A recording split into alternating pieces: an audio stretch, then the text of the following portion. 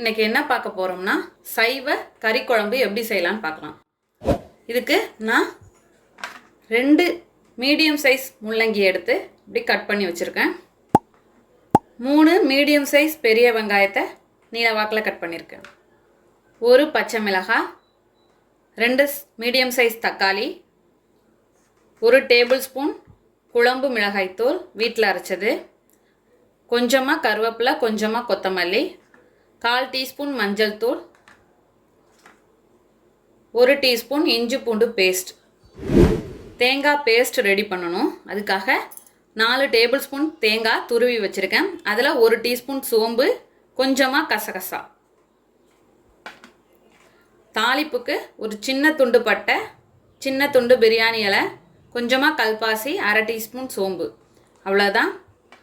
உப்பு தேவையான அளவு, எண்ணெய் தேவையான அளவு. இப்போது செய்ய ஸ்டார்ட் பண்ணலாம்.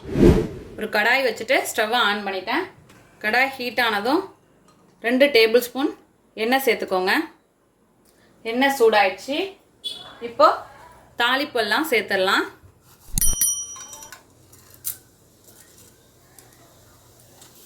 பொரியட்டும் சோம்பு. இப்போ சோம்பு நல்லா பொரிஞ்சிடுச்சு. வெங்காயம் சேர்த்துக்கலாம்.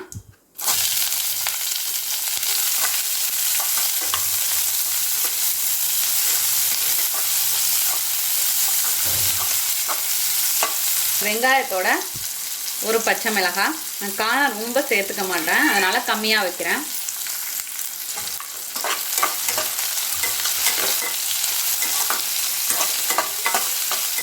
நம்ம இஞ்சி பூண்டு பேஸ்ட்டையும் சேர்த்துப்போம்.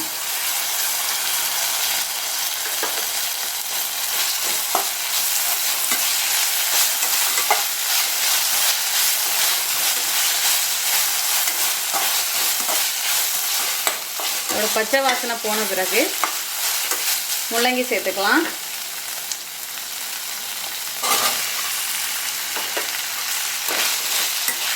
நல்லா வதங்கட்டும். மீடியம் ஃப்ளேம்லேயே வச்சுக்கோங்க.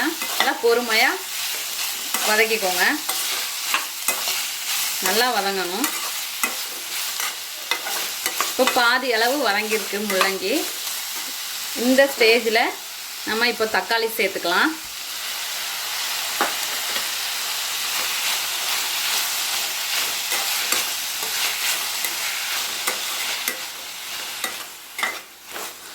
இன்னும் நல்லா வதங்கணும். இப்போ உப்பு சேர்த்துப்போம். குழம்புக்கு தேவையான அளவு உப்பு இப்போவே சேர்த்துக்கலாம்.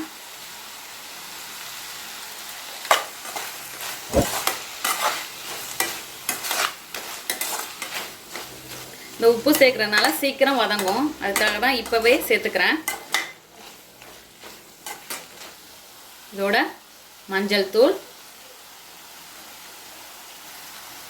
இப்போ குழம்பு மிளகாய் தூள். நீங்கள் வேணும்னா தனி மிளகாய் தூளும் ஆட் பண்ணிக்கலாம். நான் ரொம்ப காரம் சாப்பிட மாட்டேன், அதனால் குழம்பு மிளகாய் தூளோட போதும்னு நிப்பாட்டிட்டேன். நல்லா பச்சை ஸ்மெல் போகிற வரைக்கும் நல்லா வதக்கிக்கோங்க. இப்போ நல்லா வதங்கிடுச்சு. பச்சை ஸ்மெல்லாம் போயிடுச்சு. இப்போது நம்ம குழம்புக்கு தேவையான அளவு தண்ணி ஊற்றிக்கலாம். நான் 1.5 கிளாஸ் ஊற்றிருக்கேன்.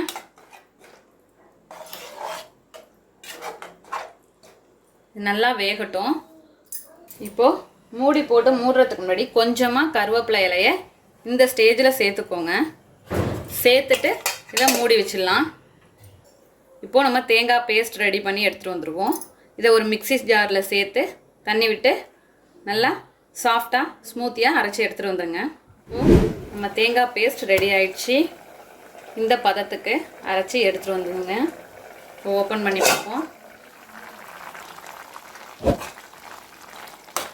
எல்லாம் சேர்ந்து வெந்து வந்துடுச்சு.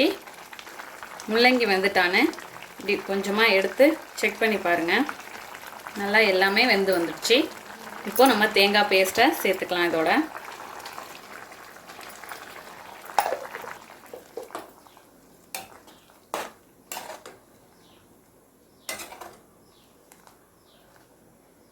அஞ்சு நிமிஷம் மீடியம் ஃப்ளேமில் வச்சு கொதிக்க விட்டுருவோம். நல்லா கலந்து விட்டுக்கோங்க. கொதிக்கட்டும். இப்போ 2 நிமிஷம் ஆயிருக்கு. 2 நிமிஷத்துக்கு பிறகு ஒரு வாட்டி கிளறி விட்டுக்கோங்க.